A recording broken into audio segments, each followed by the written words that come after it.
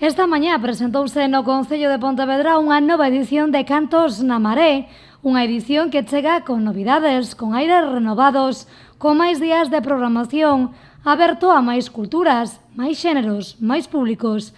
Unha cita que terá lugar do 11 ao 14 de outubro na cidade de Lérez.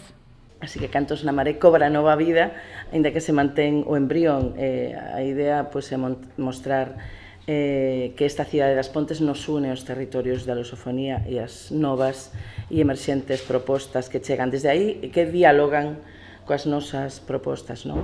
O novo Cantos na Maré terá lugar en varios espazos da cidade de Pontevedra, combinando concertos de pagamento e de balde con outras actividades musicais e culturais para todos os públicos.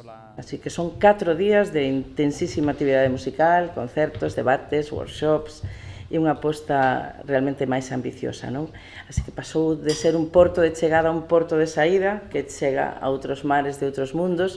Isto vaise ampliar en futuras edicións, se o veredes, e o que tratamos é de ofrecer algo atractivo, variado, para públicos máis diversos e en espazos tamén diferentes, no Pazo da Cultura, como sempre, no Teatro Principal, en lugares históricos con valor patrimonial da cidade. Unha cita pola que pasarán o brasileiro Chico César, a portuguesa Teresa Salgueiro, Mercedes Peón ou Cesária Évora a orquestra, entre outros moitos artistas. Poderán obter toda a información deste festival en www.cantosdamaré.com. As entradas estarán a venda a partir de mañá en Tiquetea e na Casa da Luz, con prezos que oscilan entre os 7 e os 20 euros.